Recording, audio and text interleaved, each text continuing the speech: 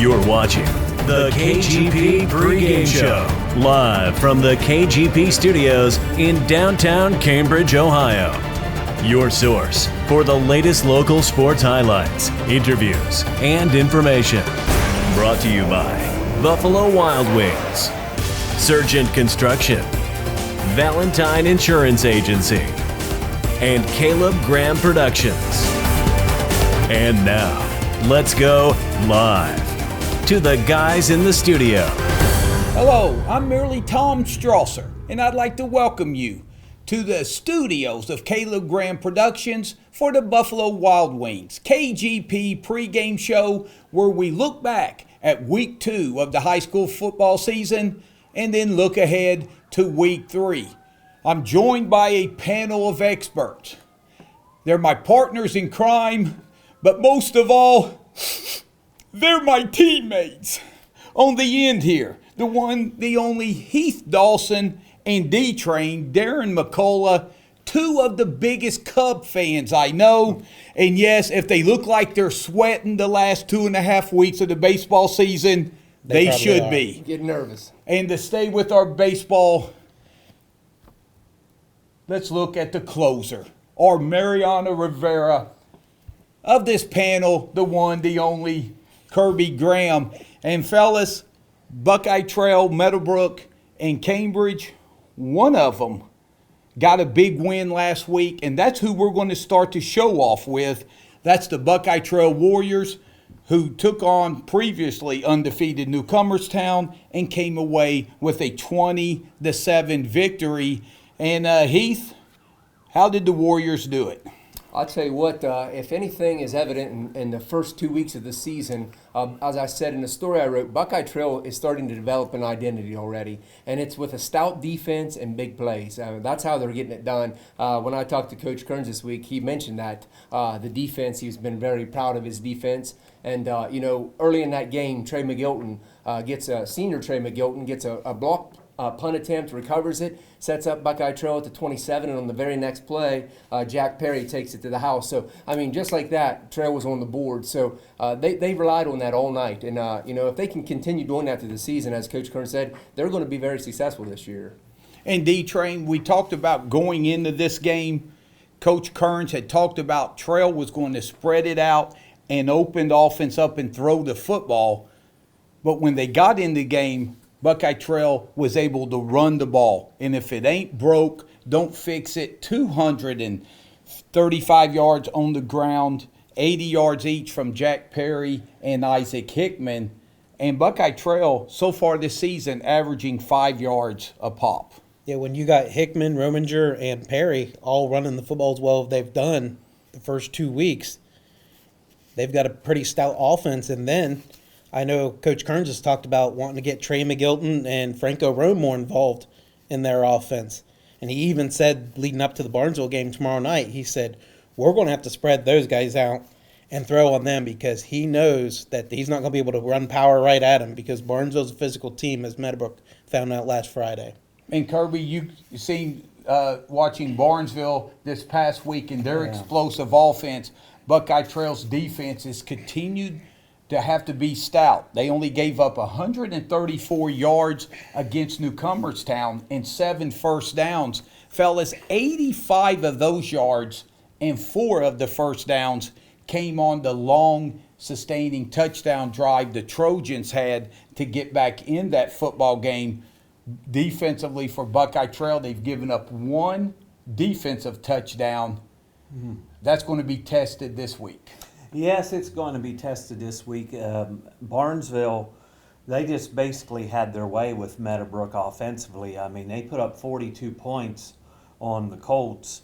And this week, for Buckeye Trail to be successful, I know we'll talk a little bit more about this later, their defense is going to have to continue to play at a high level. They held Newcomerstown to just about, I believe it was 101 yards. So 100 yards of total offense is very impressive. And Coach Kearns was quoted as saying that they controlled this football game with the running game. And as D-Train just said, I don't believe he thinks that is the way they're going to be able to win against Barnesville, that they're going to have to spread things out a little bit. And he's talking to Coach Kearns today, talking about opening up the offense. When you're averaging, he said, hey, we're averaging over 5 yards a carry. Well, one thing that does, that limits your third downs, conversions that you have to make. And really, he said so far 2 weeks into the season, the strength of this offense has been their ability to simply run downhill at their opponent. Right. He's been very pleased with the running game, and I think he's going to continue looking at that because, that's what Donnie has been saying in the first 2 weeks is that, he would like to spread it out a little bit more, but he knows what he has, his bread and butter is that running game. But he did say going into this week, he said, we are going to have to throw the ball some, and we need to be able to spread it around and sling it around. He said, I'm always gun shy about the passing game and probably hold it back more than I should sometimes. But he said, this week we are preparing to throw everything at Barnesville and give ourselves a chance. So I would say this week, not so fast on that running game. You're probably going to see a little bit more of an open offense this week going into the game against Barnesville. And Buckeye Trail did have an injury. D-Train this week, running back Marcus Masters, after a 30-yard run, suffered a knee and ankle injury. He's out. That means Franco Rome will get more carries and have to step it up, which he's more than capable of. And you look at this passing game, you look for the likes of Ronnie Rominger, Connor Pushkarich on the outside, somewhere Isaac Hickman. They will have to probably make some plays downfield. Yeah, and definitely. Franco Rome's a small kid, but he's packs a punch. I'm sure he's probably only 135 at most, soaking wet. But he's going to pack a punch. He's going to pound it in there. Buckeye Trail, like Coach Kern said, he's going to spread it out. And when you spread teams out, that leaves the perimeter open. And I think that's what Buckeye Trail's got to do. They've got to get Franco Rome out on the perimeter or a quick pass to a receiver out in the open field. And they've got to get that yak those yards after the catch. And Kerbo, when it's Guernsey County Fair Week, the thing that really sets it up is that Friday night football game, and it's the annual Barnesville and Buckeye Trail battle. Now, Buckeye Trail, we talked about some things they're going to have to do. The one big key that Donnie Kern said that they're going to have to do against Barnesville, they are going to have to find Alex Mead, number one, for Barnesville. He got lost on the field a couple of times against Meadowbrook, and they paid for it. Yes, the Meadowbrook secondary, they did get beat over the top time and time again. I mean, I know they gave up 3 plays of 60 yards or more for touchdowns, and you just can't afford to do that in a big game like Buckeye Trail has coming up with Barnesville and expect to win. The one thing I did want to mention, going back just a second to the Newcomerstown game, is that Buckeye Trail ran the football 44 times in the football game. That's a lot of rushing attempts, but at 5.1, no wonder. You'll keep doing that as long as you're getting 5 a crack. There's no need to pass the ball a lot, and they only passed the ball 6 times against Newcomerstown, but it really wasn't needed. They were 3 for 6 for 67 yards passing, and as you guys just mentioned, I think that's going to have to change against Barnesville. Barnesville's plays the run fairly well, has a nice defensive line, and I think Buckeye Trail is going to have to, as Coach Kearns has said, spread things out a little bit and look for opportunities to get the ball down the field. But I like what Coach Kearns is doing. Hey, you only have to throw the ball 6 times, and if you can run it, you keep running it. That's going to be key to chew up some time and keep the Barnesville offense off the field. Now, Heath, you said Coach Kearns said he was going to throw everything at Barnesville this week. That was the exact quote that Blake Allen, the coach of the Shamrocks, said going into the Meadowbrook game. And you try to hit on one trick play a game. Barnesville did 3 trick plays, and all 3 went for long touchdowns. Alex Mead, in the backfield, lined up at flanker, threw a wide receiver pass for a touchdown. But the 2 plays that Meadowbrook it's still sticking in their craw was Barnesville out of a timeout where they had all their players on the sideline taking a knee with their helmets off.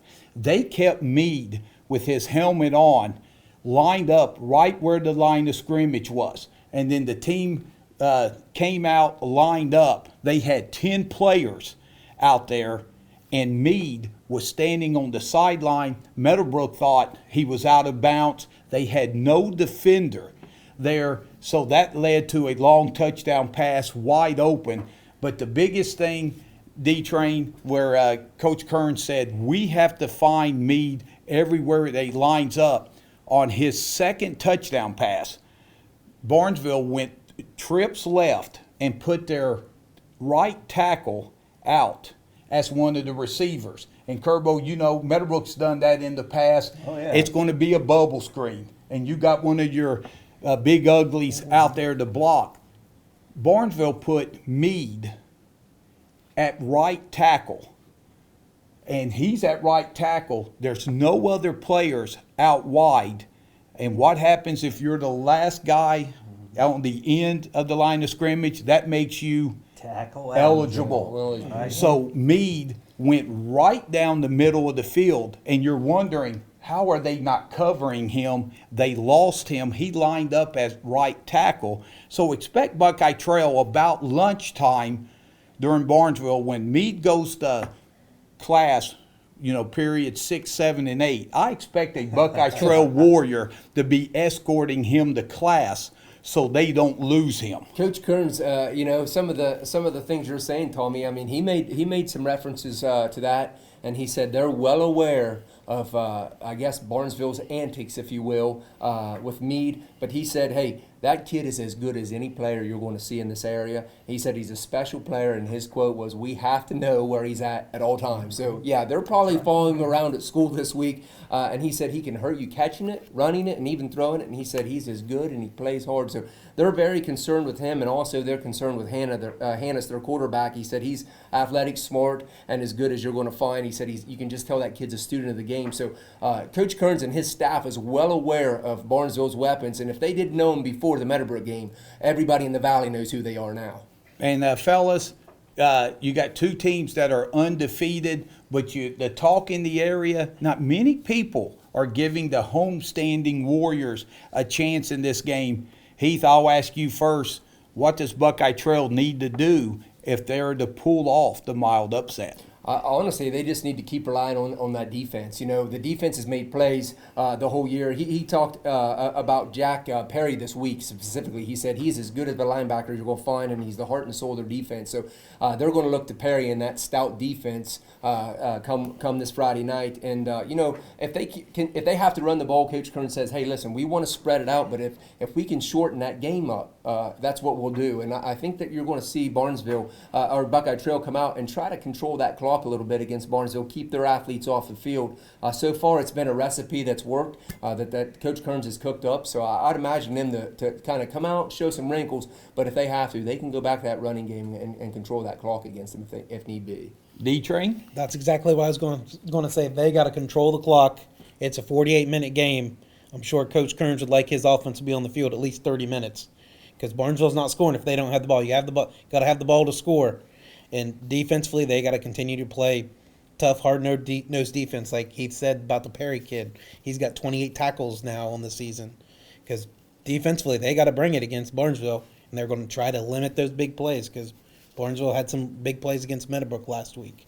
And we'll turn to the closer here. Kerbo, looking at this game, and Heath mentioned Aiden Hannes, the quarterback. Meadowbrook did a great job dirtying up the pocket.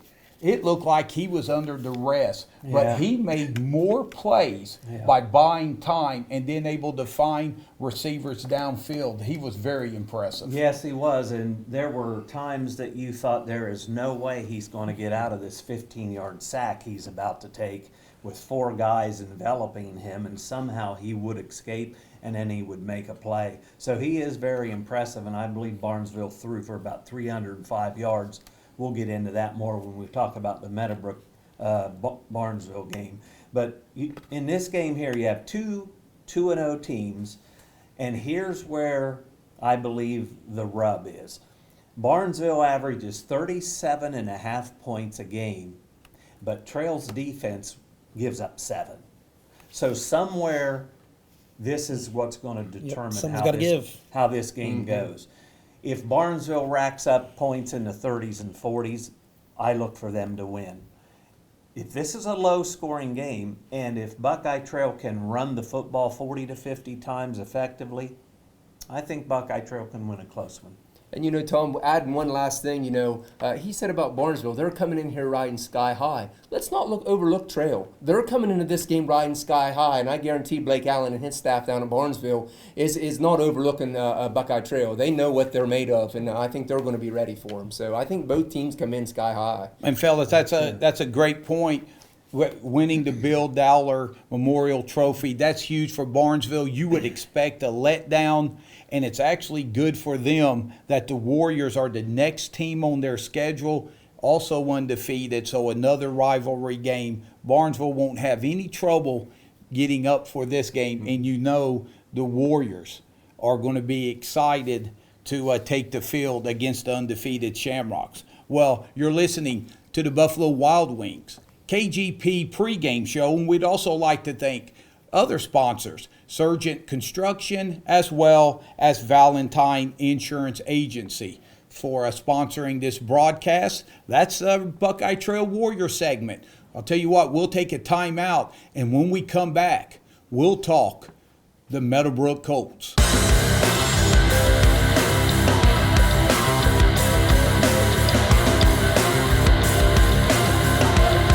Welcome back to the studios of Caleb Graham Productions for the Buffalo Wild Wings KGP pregame show. I'm merely Tom Strasser, Heath Dawson, D-Train Darren McCullough, and the closer Kirby Graham joining us. We just talked about Buckeye Trail, and now we are going to talk about the Meadowbrook Colts, who had a big game last week, a lot of emotion, a trophy on the line, and came up short against a very impressive performance by the Shamrocks. And Heath, Meadowbrook just didn't have things go their way like they did in week one.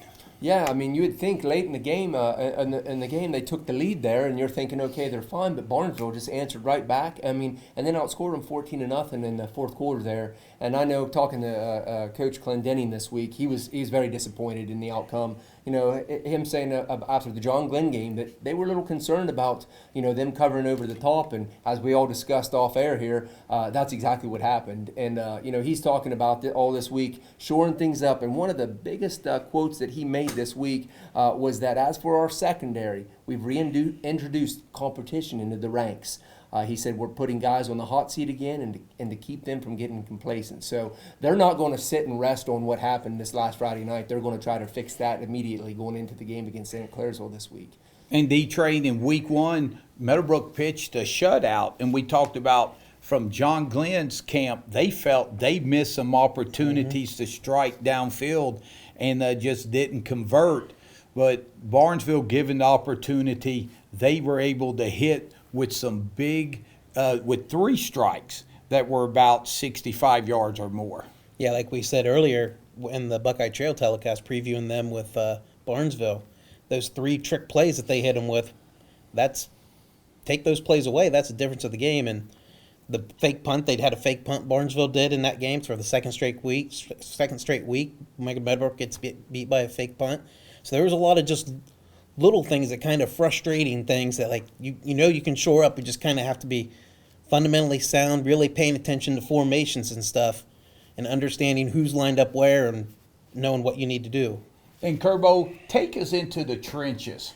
Week one, even Coach Edwards and John Glenn felt that they lost the game because Meadowbrook controlled the offensive and defensive line. Now, you look at the Barnesville game, a couple of things stood out. Hupp had time to throw the ball in the first half. He had a clean pocket and was able to stand in. In the second half, Barnesville started putting pressure. They made Hupp move off his spot and have to throw the ball on the run. What was the difference in the second half? Well, I think Barnesville adjusted defensively, and I saw that they were able to get pressure on him to the point that I thought Josh became a little bit flustered in this game in the second half. But when you got people running at you from every different angle, and I remember one sack where he took a pretty big hit from behind. He had no idea the kid was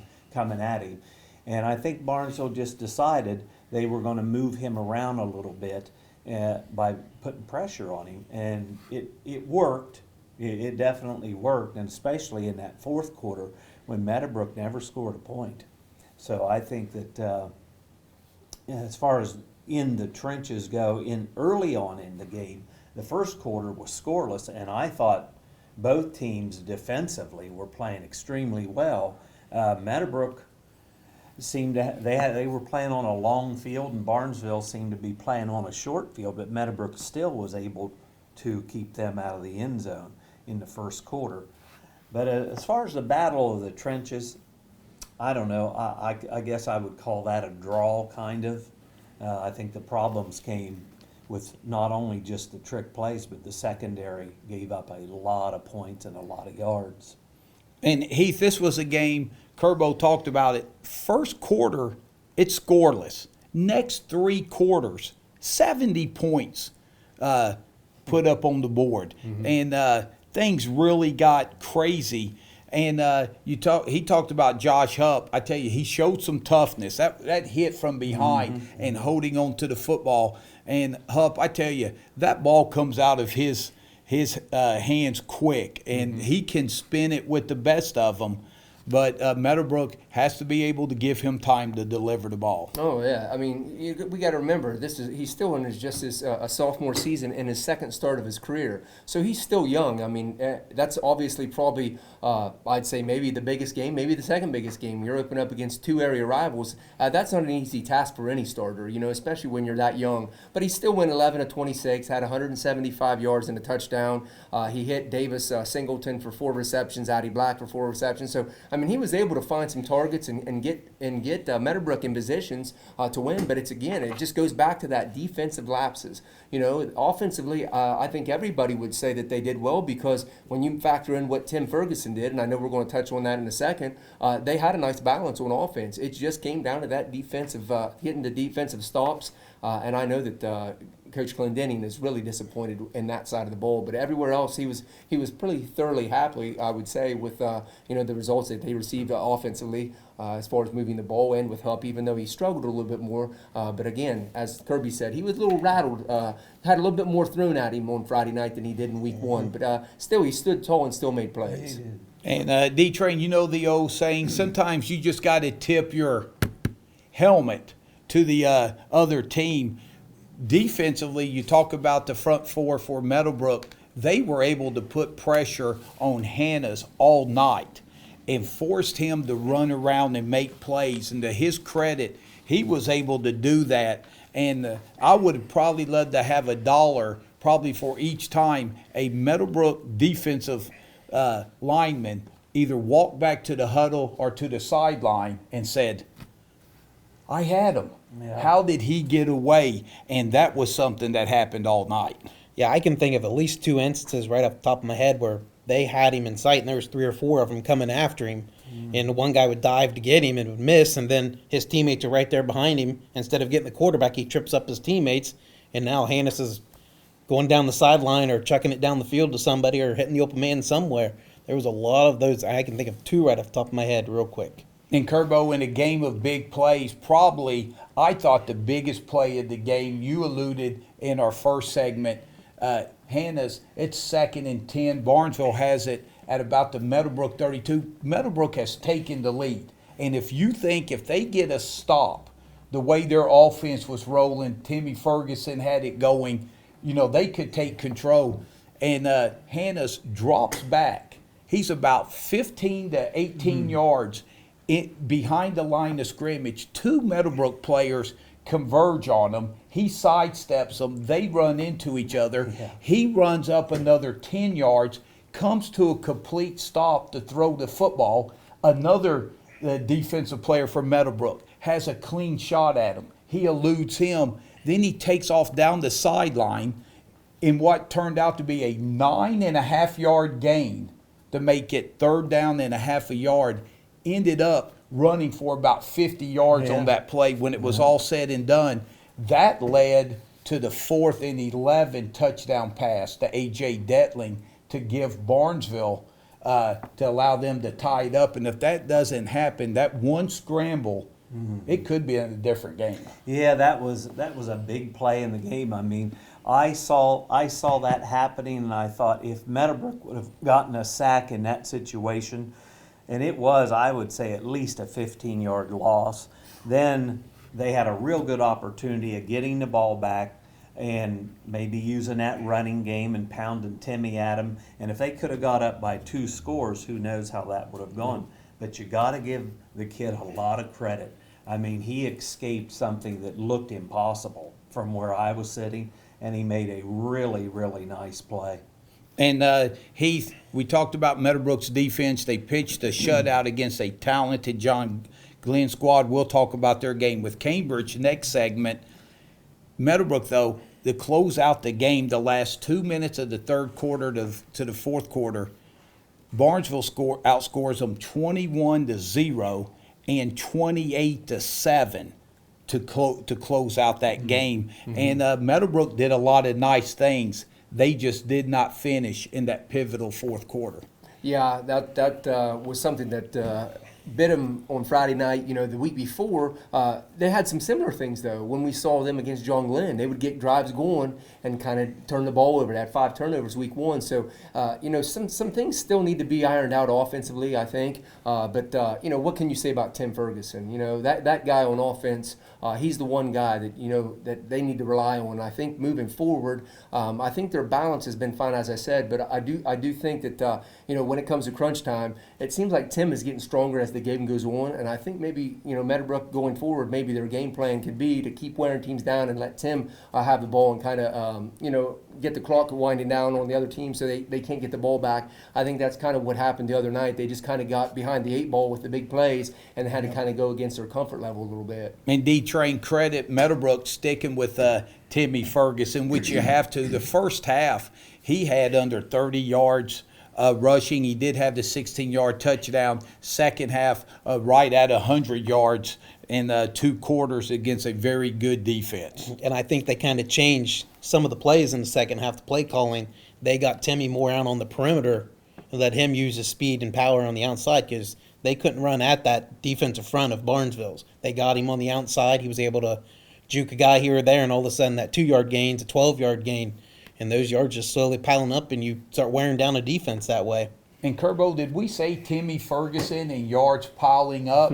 Just how much has he piled up? Yeah, Timmy Ferguson is now Meadowbrook's all-time leading rusher in the history of the school, and they have had some really impressive running backs at Meadowbrook, even way back into the 70s. I kind of remember those days.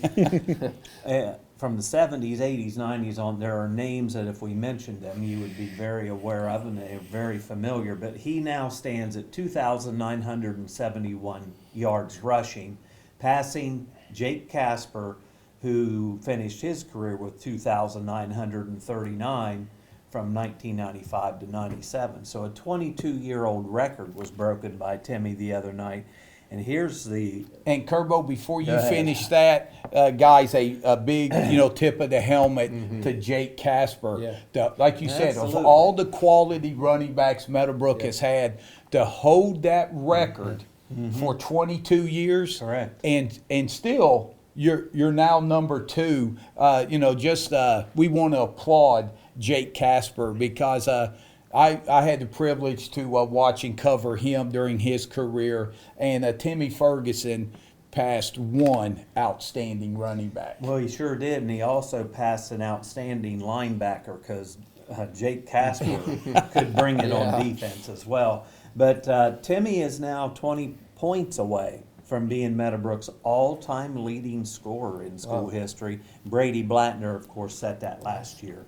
So Timmy's done a lot of nice things. He's going to top the 3,000-yard mark, which no back in Meadowbrook history ever has, and he has a shot at 4,000 yards rushing, which would be an impressive career. And as a physical specimen that he is, the ESPN body issue come out this week. I wouldn't have been surprised to open that up and seen him in there. I mean, he is just a specimen. And guys, Meadowbrook, now you look ahead to week 3 off a tough loss. They really start Murderers Row here coming up, and it starts with the St. Clairsville Red Devils. And I believe it will be the 4th year in a row that they've played St. Clairsville. St. Clairsville has gotten them the last couple of years in this rivalry, and St. Clairsville comes in undefeated with a big victory over Wheeling Park. Yeah, last week against Park, 36-33 victory coming on the heels of a Carrollton win. St. Clairsville is big up front. I have an inside source that told me that 2 of their offensive linemen are getting looked at by D1 schools. So when you can put that up front, obviously then that makes them good at controlling both lines of scrimmage. They're disciplined. They have weapons.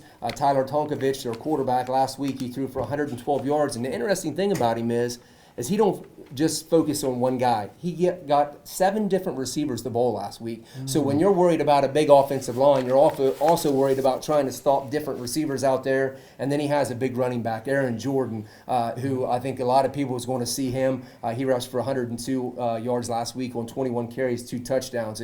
And their coach, Brett McClain, I got to give him a quick shout out. That team last week went 6 of 7 on 4th downs against Wheeling Park. Now, if that doesn't give him the Outback Blooming Onions Award, I don't know what does. Yeah. But I mean, when you can do that and have that kind of success, it's no wonder that they have won 21 of their last 22 regular season games. Yeah, they knocked off Wheeling Park 36-23 last week, and the opening week knocked off Carrollton, who we'll talk about here next segment. 28-6. Now Meadowbrook, they can only focus on St. Clairsville. We're paid to look ahead, and we did mention Murderers Row, D-Train. Yeah, right here. This is going to be the stretch that determines what the future holds for Meadowbrook football this season. You've got tomorrow night playing St. Clairsville. They're 2-0. They were a regional finalist last year, lost to Licking Valley. I remember seeing one of their coaches a couple days after the Meadowbrook game last year, and I told him, I was like, you guys might as well punch your ticket to state. I don't see a team stopping you guys. Their running game was that deadly, and I think the only time Meadowbrook stopped them was when the whistle blew to end the half or end of the game. So they just kept pounding and pounding and pounding, then busted one. Then after St. Clairsville, they host Fort Fry. Well, guess what? Fort Fry lost in the state semifinals to Kirkland, and they're 2-0 this year. Now they get to make a trip up north to Mogador. Mogador's 2-0 this year. They lost to Kirkland in the regional finals. So you're talking this 3-game stretch is going to be the difference between whether we're looking at another playoff berth or we're kind of just fighting to survive the rest of the year. And Kerbo Meadowbrook can say, hey, we can sit at the table with these 3 teams because we had a nice playoff run as well. And let's look at it. And Kerbo, we're going to give you the start here. Give me a big key that Meadowbrook, something they need to do if they're going to go into St. Clairsville, not an easy place to win, and come home with a victory. Yeah, the Meadowbrook's all-time record against St. Clairsville is 2-12. So out of the 14 games they've played, they've only won a couple of those. But as to keys to the game for Meadowbrook to have a shot at this one, obviously you got to stop letting people throw the ball 60 yards at a time and score touchdowns, 5 of them through the air. And they're going to have to try to control St. C's line and their running game. And as Heath mentioned, they are very big up front. So the Colts have a monumental task in front of them here. D-Train? I mean, everything that Kirby said, they got to control both lines. Time of possession again.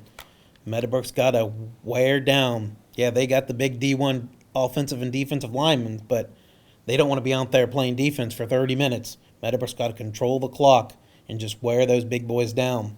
And Heath, we give the closer a break during this segment. Thank you, Kirby. Thank you. He's calling over to me. Heath, there. Most of the times you like to say, hey, let's hold them 3 downs and make them punt the football. It sounds like you may have to hold them all 4 downs. Yeah, as I said, their coach 6 of 7 last week on 4th downs. To me, that is an amazing stat to see in high school football. I'm going to finish with some quotes. I'm going to let Coach Clendenning speak for me. He said their staff puts their athletes into successful situations. He said when he first started coaching against them, they ran the spread, then the double tights, and now they do a mix of that. So he said hats off to their staff for adapting to their team's strengths. And he said, our biggest challenge is going to be finding ways to get our athletes in positions for success when we know St. Clairsville will be very sound at trying to prevent that. And he said, and obviously we have to find ways to win the line of scrimmage, giving their size up front.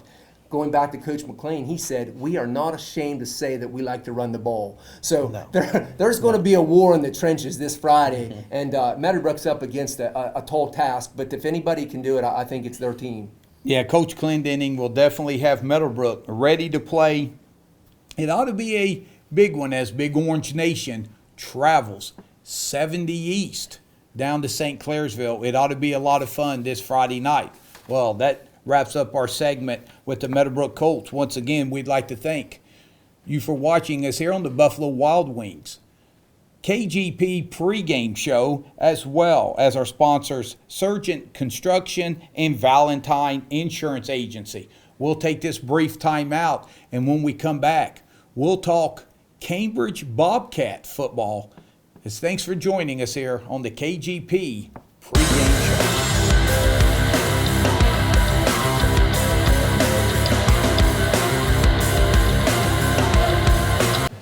Welcome back to the studios of Caleb Graham Productions for the Buffalo Wild Wings KGP pregame show. We talked about the Buckeye Trail Warriors in segment 1.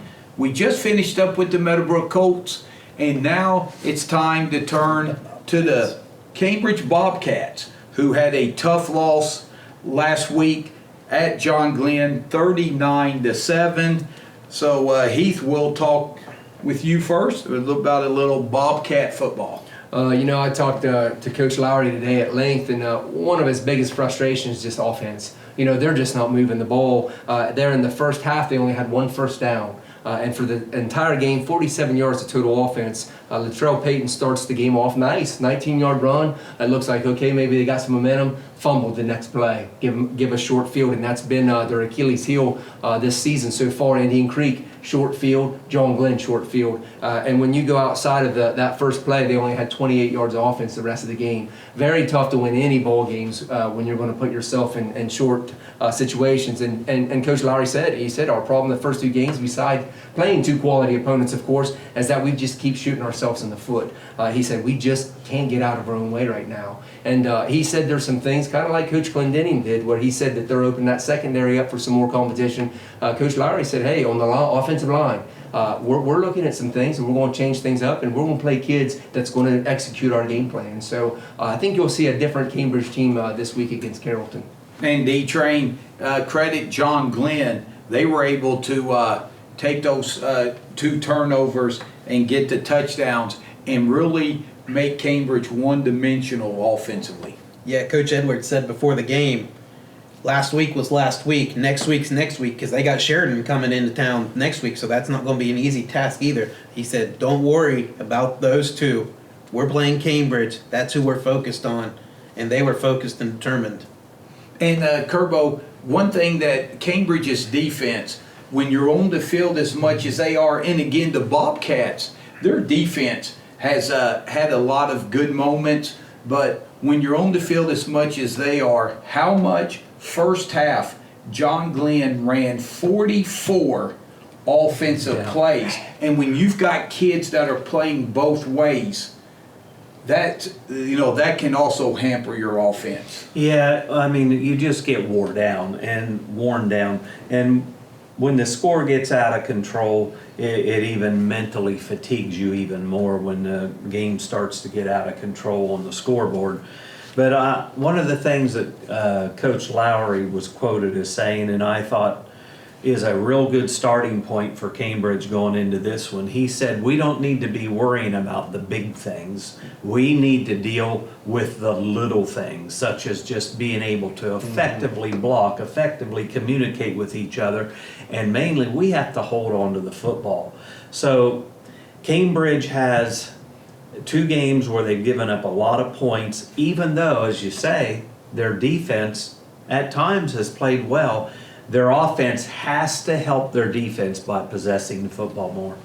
Yeah, and if you don't score, at least pick up a few first downs and turn the field position, because the field position battle is really hurting this team. Heath, in week 1 against Indian Creek, it was 14-0 at the half, still very much in the game. But when you turn it over and defensively, you've got to play 44 snaps. Right. That's not good. You must have read Coach Lowry's mind, because he quoted me saying that right now our defense is playing more plays than our offense. And that's never good, he said. Our best defense is going to be our offense sustaining drives, or at least switching the field position to give our defense a breather.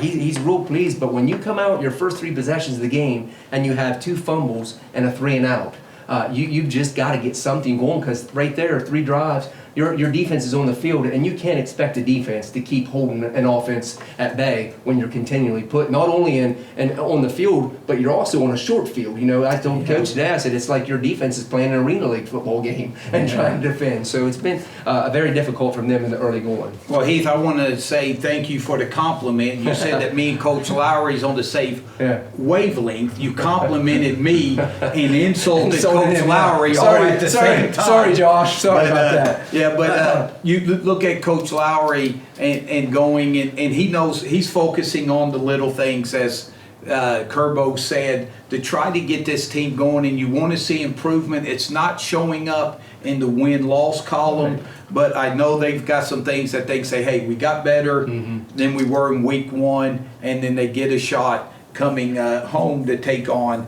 the Warriors from Carrollton. And D-Train, John Glenn, when they played Meadowbrook, they felt they left some points on the field. They, forced 5 turnovers, no points, missed some passes downfield. They wanted to have back Evan Williams Friday night when he went downfield. He didn't miss much, 22 completions, couple of touchdowns to Reese Perkins. Yeah, Evan's a kid that's coming off a torn ACL in March.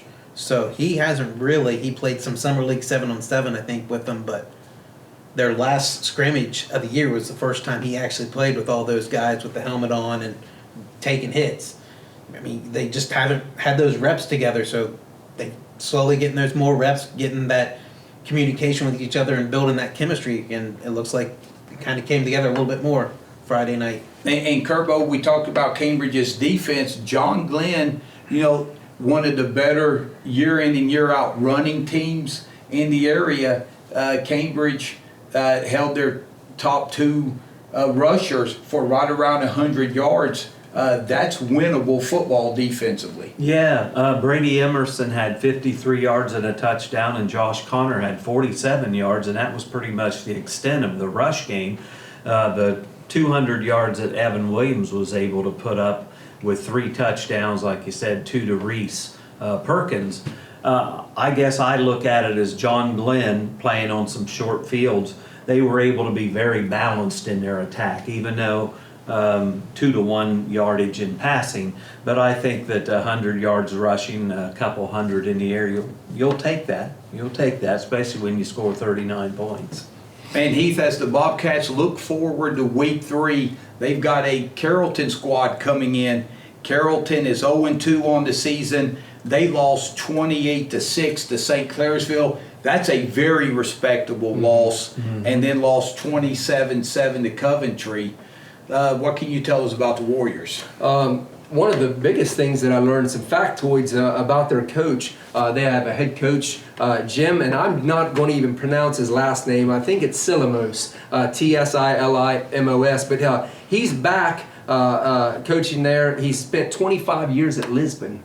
And after being at Lisbon, he won 146 games there and is their school's all-time leader in wins. And he won a state title in D5 in 1995, going 14-0. Led his Blue Devils to 8 playoff appearance. I'm no mathematician, but when you look at his school wins in 125 years, 146, I'd say that's a well over 500 win percentage. So I would say that you can look at Carrollton's 0-2 mark, and if they've got a leader like that coming there, I'd say that they're going to be well prepared.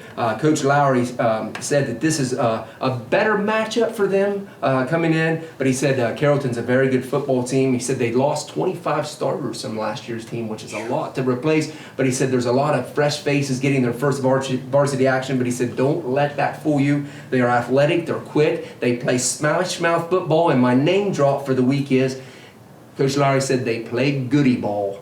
And that's an homage to former Cambridge head football coach Rick Goodrich. He said they'll play a stack eye and try to shove it down their opponent's throat, which they expect them to try to do this week.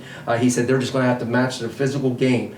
So I think that they kind of know what that coach is bringing in there, and I think they'll be ready for Carrollton though this week, as long as they can get that offense going. And Heath, you had a chance to visit with Coach Lowry on the offensive side of the football. Any changes there, or just try to keep correcting the little things and try to sustain? Yeah, I mean, he just said it's not just one problem area. You know, so when you look at the whole thing, there's multiple things that they feel they need to fix. One of the biggest, I think one of you guys might have mentioned, is communication. He said they just need to communicate. He said we're going to be all right if we can just, cut down on the turnovers, because that's obviously not helping their team. He said we just put our defense in difficult situations time and time again, and he said we'll make a play and then we do something silly and it just takes the momentum right out of our team and sends it to the other side. So he said, after facing 2 playoff teams, he said the one good thing is they saw good competition to get them ready for the last part of their season. So I think people wanting to wave the white flag on Cambridge's season might want to hold their horses. Yeah, they've played 2 outstanding football teams. And D-Train, you look at Cambridge, and again, offensively, they help their defense out. If they can sustain a running game, that will allow Cody Moore maybe an opportunity to take some strikes downfield. Yeah, like everybody's been saying, the little things. If he hits Peyton on a toss play, you have that sweeping guard. He makes that one block. All of a sudden, he's getting stopped at the line. He makes that block. He's busting for 8, 10, maybe going to the house. It's going to come down like... he's stressing it. Little things. I like to say little things make up the big things. Mm-hmm. If he corrects those little things, everything's going to be fine in Bobcat Nation. Man, Kerbo, Cambridge defensively, they've done a lot of solid things. Maybe an opportunity if they can stop the run of Carrollton to maybe get a turnover or 2 and help their offense out.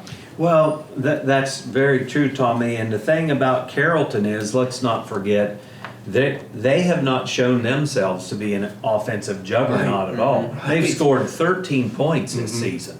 Now Cambridge has scored 7. So you have 2 teams who appear to have been struggling offensively. I mean, Cambridge's score was on the fumble return. So this could be a low-scoring game where the defenses do dominate, or we could see one of the teams actually break out of their offensive funk and maybe go on a little roll here and score some points and feel good about themselves. One other thing I'll mention is when you are 0-2 in football and you have 10 games that you get to play in a season, going 0-3 is really devastating, because if you can pick up a win and you're 1-2, now you're telling your kids, look, we're a game away from being 500 and even, and we'll push from there. But if you're 0-3, that momentum of losing ball games starts to take over, and it can be really difficult to keep the kids positive and upbeat. Tough hill to climb. Yeah, it is. And you talked about the 35-yard fumble return on the free kick after the safety. That was by Blake Brumfield of the Bobcats. And Heath, if Cambridge coming back home to take on Carrollton, and hopefully Big Blue Nation will show up and support these squads, hopefully a big crowd, what can Cambridge What must they do to get win number one on the season? Coach Lowry and I talked. I got a name drop. I told you, Gretchen, that I'd get Blake on the show. Tommy stole my thunder there. But also I got to mention the Mobilinis. I think it's defense. That's where Cambridge has done their damage this year, even though if you look at the score, you'd say, wait a second, they give up all those points. When you look in and dive into that, the scores and Cambridge results, you're going to see that their defense, as we've all said, week 1, week 2, they've played well. Cole Mobilini has been a gem for Cambridge right now, and same with Blake Brunfield, Coach Lowry raved about those kids, saying that they're just ball hawks, that all of them are where they need to be, and he said that his Cole's brothers Logan and Connor are the same way. So I think that Cambridge, the defensive playmakers, I have a feeling that this week somebody on Cambridge's defense is going to make a massive play for them and get them rolling. And I look for Cambridge to shock everybody and put up some points this week, but only because the defense gets things going for them. D-Train? Well, the good news with both teams being 0-2, both struggling offensively, somebody's going to have to score to win the game because it's not going to end at a 0-0 tie. Again, it's coming down to the little things in the offensive line coming through. I know I watched some of the John Glenn Cambridge game, and it seemed like the John Glenn defenders were in that backfield way too much, I'm sure, than Coach Lowry would like. It seemed like every play they were back there. So shoring up those little things. They can get the little things fixed.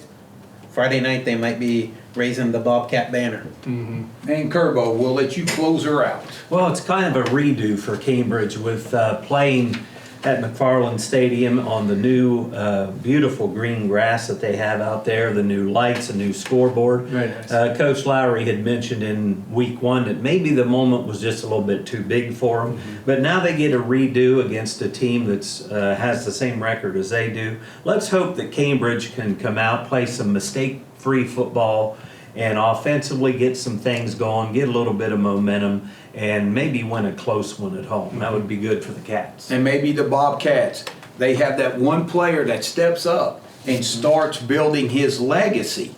And speaking of legacy builder, we want to thank Surgeon Construction as well as Valentine Insurance Agency for sponsoring us here on the Buffalo Wild Wings KGP pregame show. And speaking of Buffalo Wild Wings, when we come back, it'll be time for the BW3's panel picks to close out this broadcast.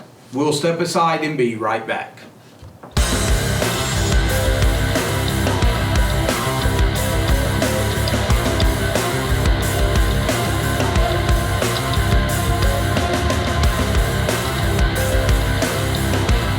Welcome back to the studios of Caleb Graham Productions for the Buffalo Wild Wings KGB pregame show. I'm merely Tom Strasser, Heath Dawson, D-Train Darren McCullough, and the closer Kirby Graham. And it's now time for our BW3's panel picks, where we look back in week 2 and pick out some awards to give out. And Kerbo, we'll start with you. And this is going to be the Legacy Builder Offensive Player of the Week, sponsored by Surgeon Construction. And our winner is... Well, our winner's Timmy Ferguson for a couple of different reasons. Number one is he rushed for 130 yards on 22 attempts, had 2 touchdowns, but the legacy part comes into play where we mentioned earlier about Timmy breaking the school record for rushing yards in a career with 2,971 yards. Timmy's going to push that over the 3,000 yard mark this week, and he has a legitimate shot at 4,000 yards rushing, which would be an incredible total and quite a legacy for future Colts to try to match or to pass him. So Timmy Ferguson is our Offensive Player of the Week Legacy Builder by Surgeon Construction. All right. And now let's go to the defensive side of the ball for our BW3 panel picks. And if you go defense, you need great coverage, and you get that from Valentine Insurance Agency. And our Defensive Player of the Week is... For the Valentine's Insurance Agency Defensive Player of the Week, we're going with, got to go with the Cambridge kid since it's Valentine Insurance. Cole Mobilini with 18 tackles, so he was all over the field at Muskingum University on Friday night. Wow, 18 tackles, Wow. impressive performance by Mobilini, and congratulate him on his Defensive Player of the Week, sponsored by Valentine Insurance Agency. And now, Heath, the Play of the Week. The Play of the Week, and we are looking for a sponsor for the Play of the Week. And this week would have been ideally suited for Lloyd McGilton. His son, senior Trey McGilton, is our Play of the Week. Over the first quarter, he burst through the line, blocked a punt, recovered it at the Newcomerstown 27, setting up the Warriors in their own deep in Newcomerstown's territory. They scored on the very next play. They're up 7-0 early, and that just set the tone for the entire game, as Coach Kern says. So it has to be Trey McGilton with the Play of the Week. All right, and a special shout out to our personal Player of the Week, and that's Caleb Graham, Yes. who works behind the scenes to make these broadcasts possible. So once again, we want to thank Valentine Insurance Agency for sponsoring the Defensive Player of the Week, our Legacy Builder Offensive Player of the Week, sponsored by Sergeant Construction, and of course, Buffalo Wild Wings for sponsoring the KGP pregame show here from Caleb Graham Production Studio. So for Tom Strasser, Heath Dawson, D-Train Darren McCullough, and the closer, Kirby Graham and Caleb Graham. Nobody does it better, simply known as the best in the business. We'd like to wish you a pleasant weekend and get out and support your favorite team here for week 3. And we will see you back next week on the Buffalo Wild Wings KGP pregame show.